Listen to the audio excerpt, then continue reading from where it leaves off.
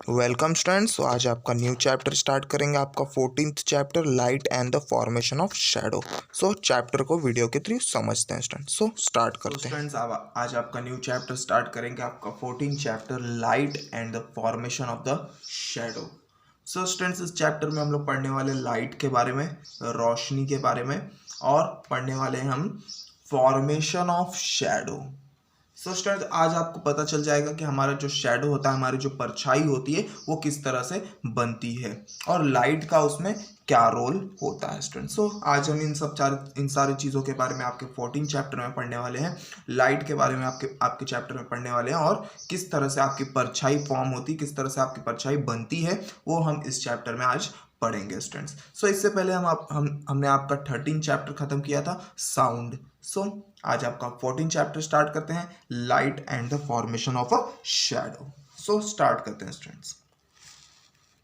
The object or the material which emit light, meaning those which themselves are a source of light, are called luminous object or material. So students, कोई भी चीज, कोई भी object, कोई भी material अगर light को emit करता है, लाइट को रिलीज करता है, लाइट को एमिट करता है, तो उसे हम क्या बोलेंगे, वो लाइट का एक सोर्स है। और उसी लाइट ऑफ सोर्स को हम क्या बोलेंगे, सोर्स ऑफ लाइट को हम क्या बोलेंगे, ल्यूमिनस ऑब्जेक्ट और luminous material. So student, simple आपको समझना है, ऐसी कोई भी चीज जो लाइट को एमिट करती हो, क्या करती हो, लाइट को एमिट करती हो, लाइट को रिलीज करती हो स्टूडेंट्स, ऐसे चीजों को हम क्या बोलेंगे, ल्यूमिनस ऑब्जेक्ट और मटेरियल। सो जो सन है वो क्या है स्टूडेंट्स, ल्यूमिनस ऑब्जेक्ट है। जो हमारे घर का बल्ब होता है, जो हमारे घर की ट्यूबलाइट्स होती है, वो क्या होती है, ल्यूमिनस ऑब्जेक्ट होती है। जो कैंडल होते हैं वो क्या होते हैं, ल्यूमिनस ऑब्जेक्ट होते हैं। क्यों? क्योंकि ये सोर्स ऑफ लाइट होते हैं students. The intensity of light is determined by the extent to which the object emit light. For example, the light emitted by an electric torch is more intense than the obtained from a candle. So student, जो light की intensity होती है वो किस पे depend होती है, वो उस ऑब्जेक्ट पे डिपेंड होती है, वो कितनी लाइट एमिट कर रहा है। एग्जाम्पल के लिए हमें टॉर्च की जो लाइट होती है वो ज़्यादा इंटेंस दिखती है अगर हम कंपेयर करते हैं उसे कैंडल के साथ, क्योंकि टॉर्च में जो होती है ज़्यादा इंटेंसिटी की लाइट रिलीज होती है, बट कैंडल में कैंडल में उतनी लाइट इंटेंस नहीं होती है students. The object or material that are not sources of light themselves are called non-luminous objects or material. और ऐसे ऑब्जेक्ट्स दो लाइट के सोर्स नहीं है, क्या है स्टूडेंट्स, जिसमें से लाइट नहीं निकलती है, उन ऑब्जेक्ट्स को हम क्या बोलते हैं, नॉन ल्यूमिनस ऑब्जेक्ट बोलते हैं। क्या बोलते हैं, नॉन ल्यूमिनस ऑब्जेक्ट बोलते हैं students. Some man-made objects or material also emit light. This is called artificial source of light. और कुछ man-made चीज़ें होती हैं, आर्टिफिशियल चीज़ें होती हैं जो क्या करती हैं, लाइट को एमिट करती हैं, उनको क्या बोलते हैं हम, आर्टिफिशियल सोर्स ऑफ लाइट बोलते हैं। तो ऐसी चीज़ जो मैनमेड होती है, जो लाइट एमिट करती है, उन चीज़ों को हम क्या बोलते हैं, आर्टिफिशियल सोर्स ऑफ लाइट बोलते हैं। The sun is the main natural source of light. तो नेचुरल सोर्स ऑफ लाइट क्या है स्टूडेंट्स, सन यहाँ पे जो है वो main natural source of light है students. Other stars seen in the night sky, firefly, some angler fish as well as honey mushrooms are natural source of light. और भी कुछ नेचुरल सोर्स ऑफ लाइट है, जैसे कि stars जो हो गए हमारे, जो स्काई में हमें दिखते हैं, फायर फ्लाइज हो गए स्टूडेंट्स, जुगनू जिसे हम बोलते हैं, एंगलर फिश एक टाइप की फिश है जो क्या करती है, लाइट को एमिट करती है स्टूडेंट्स। हनी मशरूम्स भी एक टाइप की चीज़ होती है स्टूडेंट, जो क्या करती है, लाइट को एमिट करती है। तो ये सारी चीज़ें क्या है, ये सारी चीज़ें नेचुरल होती हैं जिसमें से लाइट एमिट होती है students. The propagation of light. तो प्रोपोगेशन मतलब क्या होता है, लाइट का ट्रेवलिंग करना। प्रोपोगेशन मतलब क्या होता है, ट्रेवलिंग करना students. You may have seen in the afternoon rays of the light entering through a slit in a door or a hole in the roof.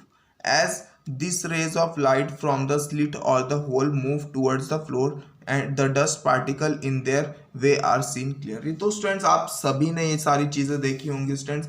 आपके छत पे अगर कोई छोटा सा छेद है, या आपके दरवाजे में कोई छोटा सा छेद है, तो उसमें से जब धूप आती है स्टूडेंट्स, लाइट आती है, लाइट की रोशनी जो आती है स्टूडेंट्स, तो उसमें आपको धूल दिखता होगा, डस्ट पार्टिकल दिखते होंगे, काफी क्लियरली वो डस्ट पार्टिकल आपको वहां पे उड़ते हुए दिखते होंगे students. Due to this particles the path of the light become visible and we can see that their path is along straight line. तो इन्हीं पार्टिकल्स की वजह से उस लाइट का जो हमें पाथ होता है, लाइट का जो रास्ता होता है स्टूडेंट्स, वो हमें अच्छी तरह से दिखता है कि लाइट कहाँ से जा रहा है स्टूडेंट्स। उन पार्टिकल्स की वजह से हमें वो दिखता है कि लाइट यहाँ से जा रहा है स्टूडेंट्स। और ये पाथ कैसी होती है स्टूडेंट? स्ट्रेट लाइन होती है। हम देखते हैं कि लाइट जो है वो स्ट्रेट लाइन में पास हो रही है, एकदम स्ट्रेट वो पास हो रही है स्टूडेंट्स। आगे चलते हैं स्टूडेंट्स, देखते हैं क्या है। तो यहाँ पे ये आपको करने बोला है students, look at the flame of the candle, do you see the flame. और यहाँ पे now move any one of the cardboard, एक कार्डबोर्ड को आपको मूव कर देना है students.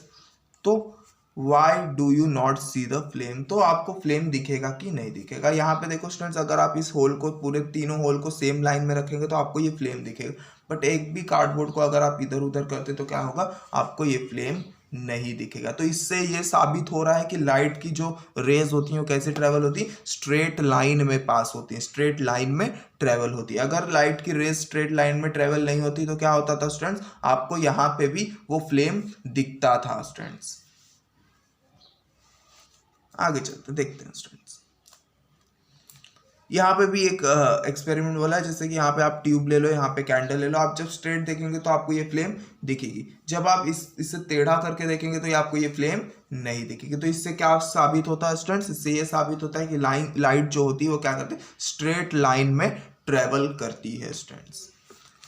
Light travels in a straight line, this is called linear propagation of light. So students, light जो होती है वो स्ट्रेट लाइन में ट्रेवल करती है, इसलिए इसे क्या बोला जाता है students, linear propagation of light बोला जाता है। क्या बोलते हैं students, linear propagation of light. Reflection of light, अब देखते हैं कि रिफ्लेक्शन ऑफ लाइट होता क्या है students. How do we see an object, और हमें ये इस चीज से ये भी पता चलेगा कि हम उस ऑब्जेक्ट को, किसी भी हमारे सामने जितने भी ऑब्जेक्ट्स हैं हम उन्हें किस तरह से देख पाते हैं, और अंधेरे में हम उन ऑब्जेक्ट्स को क्यों नहीं देख पाते हैं स्टूडेंट्स। ये भी चीजें हमें इसमें चैप्टर में पता चलने वाली है, और हम इस चैप्टर को समझते हैं स्टूडेंट्स कि रिफ्लेक्शन ऑफ लाइट का क्या रोल होता है। The rays of light falling on an object from a source of light are thrown back from the surface of that object. This is called reflection of light. We see the object when the reflected rays reach our eye. So students, आप सभी ने अपने school में एक चीज़ की होगी students, आप अगर घड़ी पहन के जाते हैं तो कहीं से भी धूप आती तो आप क्या करते हैं, वो घड़ी को धूप के यहाँ रख के उसका जो रिफ्लेक्शन है उससे आप ऐसा दीवालों पे चमकाते हैं, किसी आँख में चमकाते होंगे स्टूडेंट्स। तो ये सभी चीज़ें आपने की होगी। तो ये यहाँ पे आप क्या यूज़ करते हैं, आप यहाँ पर रिफ्लेक्शन का यूज़ करते हैं, लाइट के रिफ्लेक्शन का यूज़ करते हैं। लाइट जो होती है, लाइट उससे रिफ्लेक्ट होती है, उससे टकरा के रिटर्न आती है स्टूडेंट्स, रिफ्लेक्ट होती है। तो इसे ही हम क्या बोलते हैं, रिफ्लेक्शन ऑफ लाइट बोलते हैं स्टूडेंट्स। वो क्या होती है, वो फिर से उस ऑब्जेक्ट से उस ऑब्जेक्ट पे गिरेगी और उससे टकरा के रिटर्न आएगी स्टूडेंट्स। तो ये रेज, लाइट रेज जो होती है क्या होती है, हमारे आंखों तक आती है उस ऑब्जेक्ट से टकरा के। लाइट रेज जो होती हैं स्टूडेंट्स हर एक ऑब्जेक्ट से रिफ्लेक्ट होती हैं, ज़्यादा मोस्टली हर एक ऑब्जेक्ट से वो क्या होती है, रिफ्लेक्ट होती हैं। तो वो रिफ्लेक्टेड रे जब हमारे आंखों के यहाँ पे आती है स्टूडेंट्स, तब जाके हमें वो ऑब्जेक्ट दिखता है। अगर कोई ऑब्जेक्ट लाइट को रिफ्लेक्ट नहीं करेगा तो वो ऑब्जेक्ट हमें कभी नहीं दिखने वाला है स्टूडेंट्स। और अंधेरे में ही यही चीज़ होती है, अंधेरे में लाइट नहीं होती है तो ऑब्जेक्ट पे वो लाइट टकराएगी ही नहीं, और लाइट जब टकराएगी नहीं तो हमारे आंखों तक आएगी नहीं, और हमारे आंखों तक आएगी नहीं तो हमें वो ऑब्जेक्ट नहीं दिखेगा। सिंपल है स्टूडेंट्स। सो सिंपल मीनिंग आपको रिफ्लेक्शन का मतलब समझना है स्टूडेंट्स, लाइट का किसी भी ऑब्जेक्ट पे गिरना और उससे टकरा के क्या होना, वापस आना। क्या होना स्टूडेंट्स, वापस चले जाना, वापस कहीं दूसरे डायरेक्शन में निकल जाना, मतलब रिफ्लेक्ट हो जाना। तो क्या होता है स्टूडेंट्स, उसे ही हम क्या बोलते हैं, रिफ्लेक्शन ऑफ लाइट बोलते हैं। और जब ये रिफ्लेक्टेड लाइट, जब ये रिफ्लेक्टेड आई, यहाँ पे देखो दिया है स्टूडेंट्स, जैसे कि बल्ब से लाइट आ रहा है, इस ऑब्जेक्ट पे पड़ रहा है और क्या हो रहा है, रिफ्लेक्ट होके क्या आ रहा है, यहाँ पे इस इंसान के आंखों के पास आ रहा है स्टूडेंट्स। जब ये लाइट इसके आंखों तक पहुंचेगा तब जाके इसको ये ऑब्जेक्ट दिखेगा, इस इंसान को इस ऑब्जेक्ट ऑब्जेक्ट को देखने मिलेगा स्टूडेंट। तो सेम चीज होती है स्टूडेंट जब अंधेरे में लाइट नहीं होती है तो उस ऑब्जेक्ट पे लाइट टकराएगी नहीं, और अगर उस ऑब्जेक्ट पे लाइट टकराएगी नहीं तो हमारे आंखों तक रिफ्लेक्टेड रेज आएंगे नहीं, और रिफ्लेक्टेड रेज हमारे आंखों तक नहीं आएंगे तो हमें वो ऑब्जेक्ट नहीं दिखेगा स्टूडेंट्स। सिंपल। आगे चलते हैं students. Let us see how light is reflected from the three surfaces shown alongside. So students यहाँ पे दिया गया है कि इधर पे तीन चीजें दी गई हैं, इसमें बताया गया है कि देखते हैं कि किस तरह से इन तीन चीजों से लाइट रिफ्लेक्ट होती है students. When you see your face in a mirror, the light reflected from your face falls on the mirror and get reflected back again. That is why you see the image in the mirror. So students, अब आप अपना face कैसे देख पा रहे हैं mirror में, तो ये बात भी बहुत ही सोचने वाली है कि हमें मिरर में अपना फेस कैसे दिखता है। सो स्टूडेंट्स, सिंपल सी बात है। सो स्टूडेंट, जब लाइट हमारे फेस से रिफ्लेक्ट होती है तो वो मिरर के पास जाती है, और जब मिरर से वो फिर से रिफ्लेक्ट होकर हमारे आंखों की तरफ आती है तब जाके हमें हमारा खुद का फेस दिखता है। सिंपली आपको क्या समझना है, जब भी आप मिरर के सामने खड़े होते हैं स्टूडेंट्स, जो लाइट आपके फेस पे पड़ रही होती है स्टूडेंट्स, वो लाइट आपके फेस से रिफ्लेक्ट होती है, मिरर पे पड़ती है, मिरर से फिर से रिफ्लेक्ट होती है, आपके आंखों पे पड़ती है, तब जाके आप अपने फेस को देख पाते हैं। सो स्टूडेंट्स, मैंने आपको पहले ही बोला, जहां किसी भी ऑब्जेक्ट से जब लाइट रिफ्लेक्ट होगी तो ऑब्जेक्ट आपको दिखेगा ही दिखेगा। Do you see your image in a glass pane? You do, although it is somewhat faint. Now image will be seen at all on a wooden surface. So students, आपको glass pan में जो कांच के बने हुए बर्तन होते हैं उसमें भी आपको अपना फेस दिखता है। हाँ, दिखता है, पर हमें फेंट दिखता है, धुंधला दिखता है स्टूडेंट्स। और कोई भी इमेज आपको वुडन सरफेस पे नहीं दिखेगा students. You may have seen your image formed in surface such as a new steel dish, the glossy granite cladding of a wall and still water in a lake. So students, आप अपना face steel dishes में देख सकते हैं, जो नए नए steel dishes होते हैं उसमें भी आप अपना फेस देख सकते हैं, या कोई भी चमकती हुई चीज पे चमकता हुआ जो दीवार होगा स्टूडेंट्स, जैसे कि ग्रेनाइट क्लेडिंग का वॉल होता है, टाइल्स का जो वॉल होता है उसमें आप अपने फेस को भी देख सकते हैं, या still water in a lake. Still water क्या होता है स्टूडेंट्स? रुका हुआ पानी, किसी भी तालाब में, किसी भी नदी में अगर कोई रुका हुआ पानी है तो वहां पे भी आप अपना फेस देख सकते हैं, आप अपने फेस का रिफ्लेक्शन देख सकते हैं। Make a list of other similar surfaces, compare the image seen in them, make a guess about the property of surface due to which an image is formed. So students, यहाँ पे आपको एक list बनाने बोला है कि कौन कौन सी ऐसी और चीज़ें जिसमें आपको अपने इमेजेस दिख रहे हैं, और कैसे इमेजेस आपको अपने दिख रहे हैं। किसी में आपको धुंधला इमेज दिखेगा, किसी में आपको एकदम क्लियर इमेज दिखेगा। तो ऐसे चीज़ों का आपको लिस्ट बनाने बोला है और डिस्कस करने बोला है स्टूडेंट्स। लेट ट्राई दिस, देखते हैं इसमें क्या ट्राई करने बोला है students. Images in a plane mirror. Stand in front of a plane mirror and look at your image in it. Raise your right hand. Which hand of your mirror of the mirror image is raised? What changes do you see in the image if you decrease or increase your distance from the mirror? Is there any difference between your height and height of the height of image mirror? So students, आपको क्या करना है, plane mirror के सामने खड़े होना है, जैसे कि यहाँ पे एक प्लेन मिरर है स्टूडेंट्स।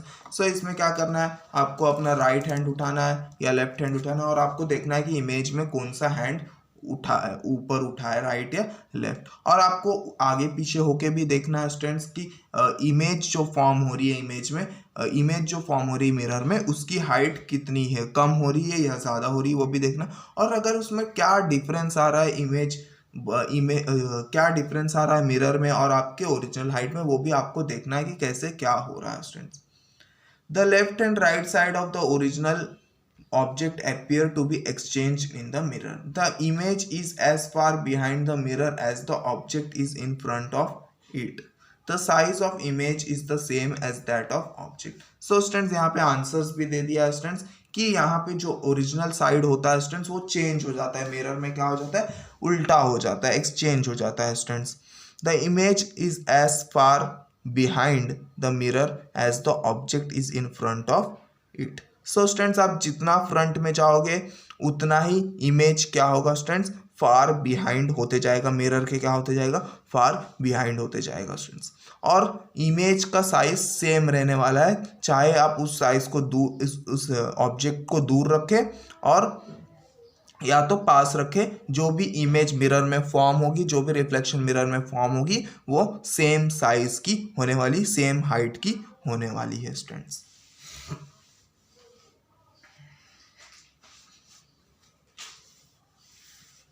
आगे देखते हैं स्टूडेंट्स।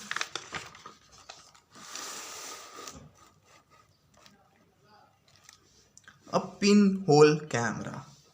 सो स्टूडेंट्स आपने ऐसे कैमरास को देखा होगा जिसमें कि एक छोटा सा होल होता है, पिन होल होता है स्टूडेंट्स। तो वो देखते हैं क्या होता है। Take an empty cylindrical box, remove it cap on one side and paste a thin white paper in its place. Make a small hole at the center of the other cap. Light a candle and hold the box in such a way that the flame of the candle is in front of the hole. Now you will see an upside down or inverted image of the flame on the thin paper at the other end. So students आपको क्या करना है, वहां पे देखो, यहाँ पे आपको क्या दिखने वाला है, यहाँ पे एक आपको इन्वर्टेड इमेज दिखने वाला है। यहाँ पे क्या करना है, आपको एक छोटा सा जो है होल करना है, होल क्रिएट करना है स्टूडेंट्स। और यहाँ पे आपको कैंडल रखना है स्टूडेंट्स, और यहाँ पे एक थिन सा पेपर आपको रखना है स्टूडेंट्स। सो आपको जो इमेज बनेगा यहाँ पे कैंडल का, वो क्या होगा स्टूडेंट्स, वो उल्टा इमेज होगा। क्या होगा, उस फ्लेम का उल्टा इमेज होगा स्टूडेंट्स। आपको ये एक्सपेरिमेंट आपके स्कूल में भी करवाया जाता था, अगर आपका स्कूल जो होता था ओपन होता था स्टूडेंट्स। सो पिन होल कैमरा एक्सपेरिमेंट काफ़ी सिंपल है स्टूडेंट्स। इसमें क्या होता है स्टूडेंट्स, पिन होल से जो यहाँ से लाइट जो होती है रिफ्लेक्ट होती है, इन्वर्टेड हो जाती है स्टूडेंट्स। क्या हो जाती है, यहाँ पे आपको जो भी इमेज दिखेगा वो कैसा दिखेगा, उल्टा इमेज दिखने वाला है।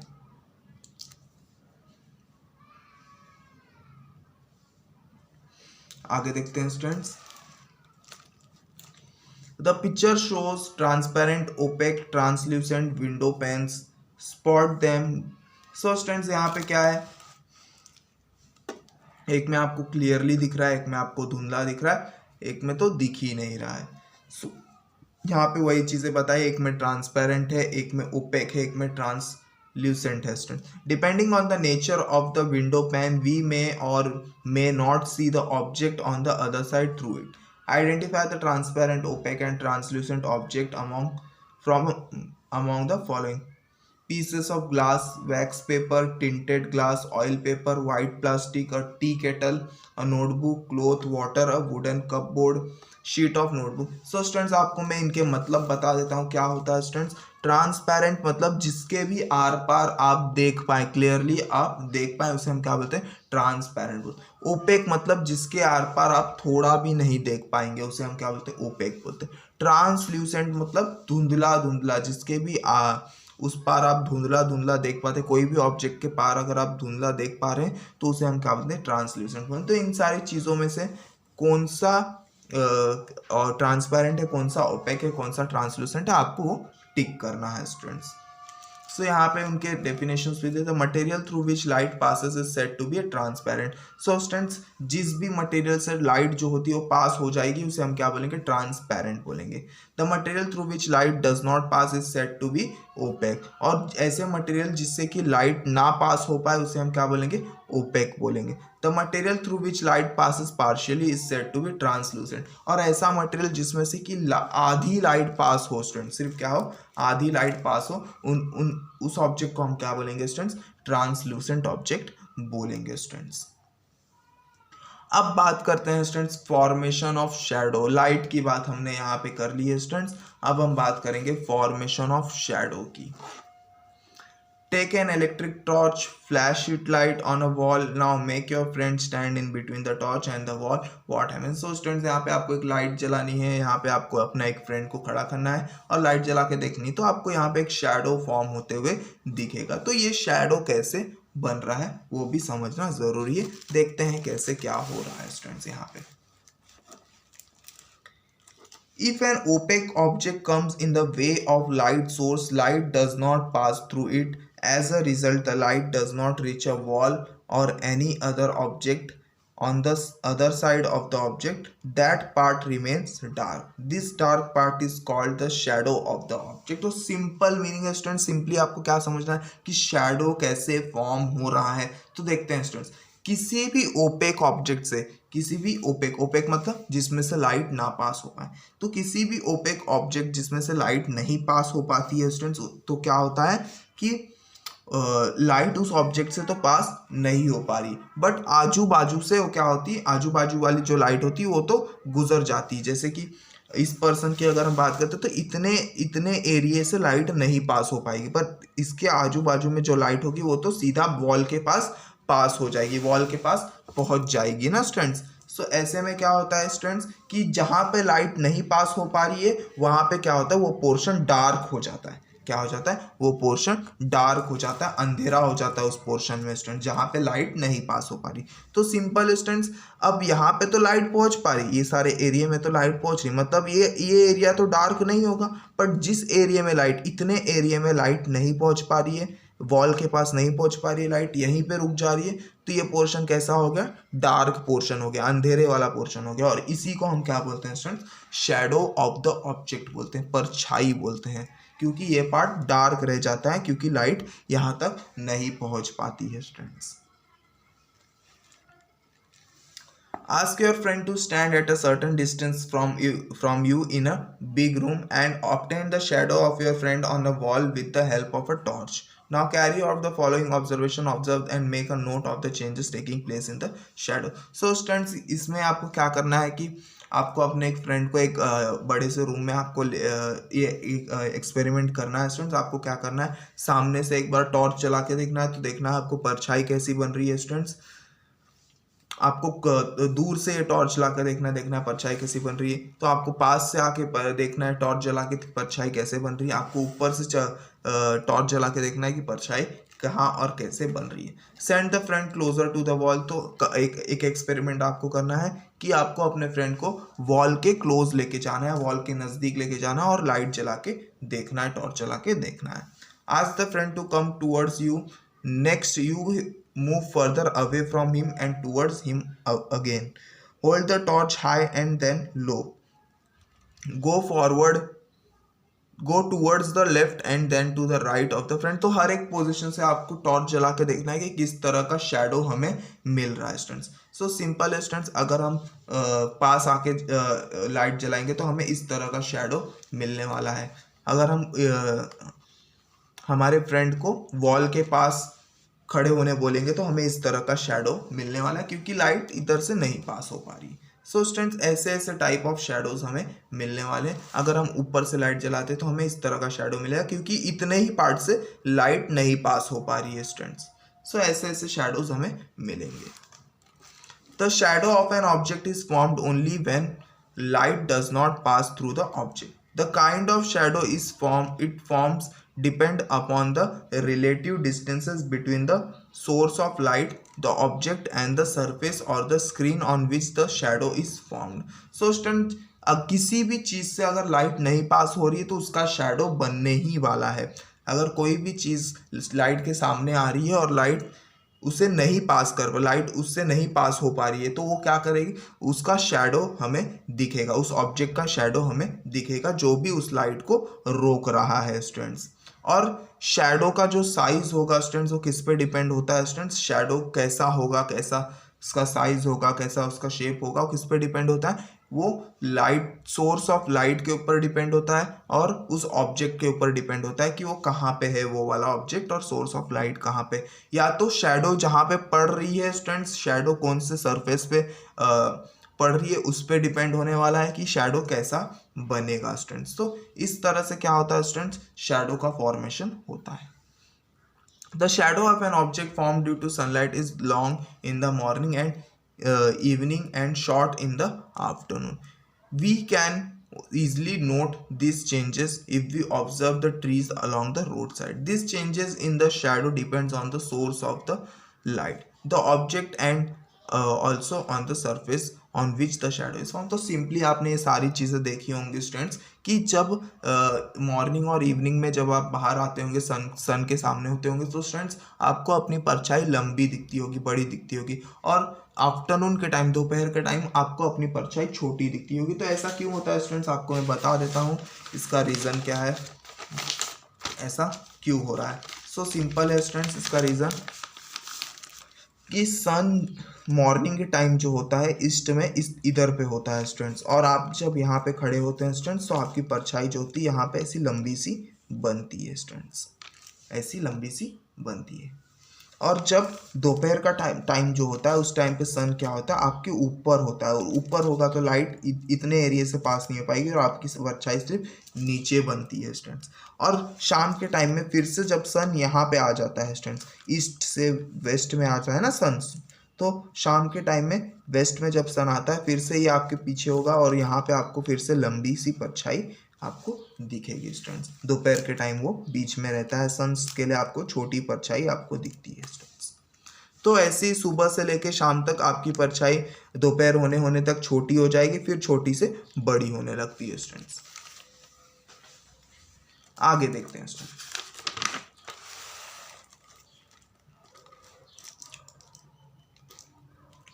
अ sundial, देखते हैं sundial होता क्या है। A sundial is an instrument that indicates the time with the help of the extent and the direction of the shadow of an object formed in the sunlight.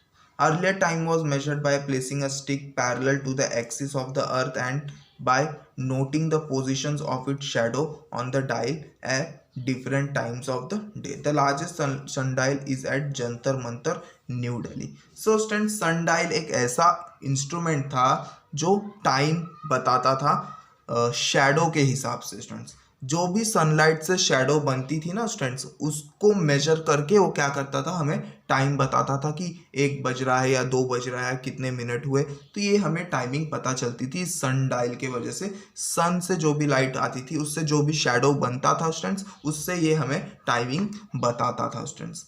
और पहले के टाइम में क्या होता था ना स्टूडेंट्स कि अर्थ के एक्सिस के, अर्थ का जो एक्सिस है, अर्थ कैसा है स्टूडेंट्स, अर्थ गोल है ना स्टूडेंट्स, तो इसका जो एक्सिस है ना स्टूडेंट्स, उससे पैरेलल एक स्टिक रखते थे स्टूडेंट्स, उससे पैरेलल स्टिक रखते थे स्टूडेंट्स, और उसके शैडोज को देख के, उस शैडो के पोजीशन को देख के हम क्या करते थे, टाइम का पता लगाते थे students.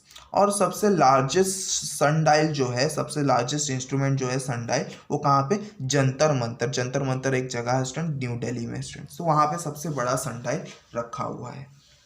The research work presented by the Indian scientist Sir C.V. Raman regarding scattering of light is known as the Raman effect. He discovered the effect on 28th February 1928. To commemorate this event, 28th February is celebrated as the National Science Day since 1987 in India. So students, एक Indian scientist है CV Raman, आप सभी ने सुना होगा कि इनको Nobel prize भी मिल चुका है स्टूडेंट। सर सीवी रमन ने क्या किया था स्टूडेंट्स, उन्होंने स्कैटरिंग ऑफ लाइट को डिस्कवर किया था। तो स्कैटरिंग ऑफ लाइट के बारे में आप अपने हायर क्लासेस में पढ़ेंगे कि स्कैटरिंग ऑफ लाइट होती क्या। तो बस आपको यहाँ पे इतना याद रखना है कि डॉक्टर सीवी रमन ने क्या किया था, सर सीवी रमन ने क्या किया था, स्कैटरिंग ऑफ लाइट को डिस्कवर किया था, जिसे आज हम क्या बोलते हैं, रमन इफेक्ट भी बोलते हैं स्टूडेंट्स। और ये इन्होंने कभी किया था, 28 फेब 1928 को इन्होंने किया था। तो इनके दिन को याद रखने के लिए, इस दिन को याद रखने के लिए, उस दिन हम क्या करते हैं, नेशनल साइंस डे को मनाते हैं। 28 फरवरी को याद रखने के लिए हम उस दिन क्या करते हैं, नेशनल साइंस डे को मनाते हैं। सो ये सारी चीज़ें थी स्टूडेंट्स लाइट के बारे में। और इस तरह से क्या होता है स्टूडेंट्स, शैडो बनती है स्टूडेंट्स। सो आपका ये चैप्टर जो है वो ख़त्म हो चुका है स्टूडेंट्स। काफ़ी छोटा चैप्टर था हमारा, और ये सारी कुछ एक्सपेरिमेंट्स ही आपको खुद से पढ़ना है स्टूडेंट्स। यहाँ पे कुछ तो दिया है इन द पास्ट, ये कुछ इन्फॉर्मेशन है आपके लिए, ये सारी चीज़ें आपको पढ़नी है खुद से स्टूडेंट्स। सो आपका चैप्टर जो है यहाँ पे एंड होता है स्टूडेंट्स। काफ़ी इंटरेस्टिंग चैप्टर था और काफ़ी चीज़ें आपको यहाँ पे मालूम पड़ी है कि शैडो कैसे बनती है स्टूडेंट्स, लाइट क्या होती है, और इसके बारे में आपको नॉलेज मिलेगा जैसे जैसे आप अपने हायर क्लासेस में जाएंगे। ये तो सिर्फ आपको एक इंट्रोडक्शन था, एक छोटा सा इंट्रोडक्शन था। ये सारी जो चीज़ें थी बहुत ही छोटी सी इंट्रोडक्शन थी। इसके बारे में एक वास्ट स्टडी है जो आप हायर स्टडीज़ में, हायर क्लासेस में पढ़ने वाले हैं स्टूडेंट्स। सो इस वीडियो में इतना है स्टूडेंट्स। न्यू वीडियो में न्यू चैप्टर को स्टार्ट करेंगे। थैंक यू स्टूडेंट्स, मिलते हैं नेक्स्ट वीडियो में न्यू चैप्टर के साथ।